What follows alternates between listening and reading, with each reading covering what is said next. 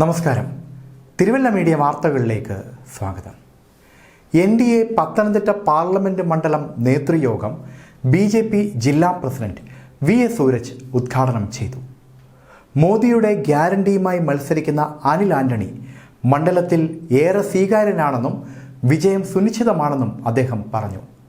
15-ാം തീയതി നടക്കുന്ന പ്രധാനമന്ത്രി നരേന്ദ്രമോദിയുടെ സന്ദർശനം വൻ വിജയമാക്കാനുള്ള ഒരുക്കത്തിലാണ് NDA ജില്ലാ കമ്മിറ്റിയെന്നും അദ്ദേഹം കൂട്ടിച്ചേർത്തു. BDJA സംസ്ഥാന വൈസ് പ്രസിഡന്റ് K. പത്മകുമാർ അധ്യക്ഷത വഹിച്ചു.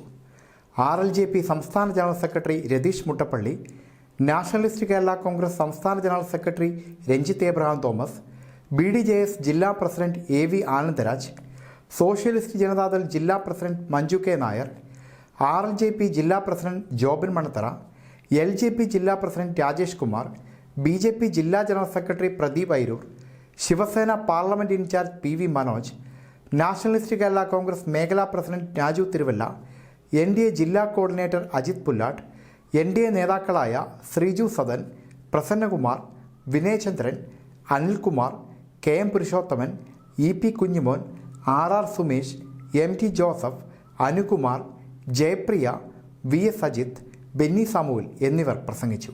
News desk Thiruvalla media.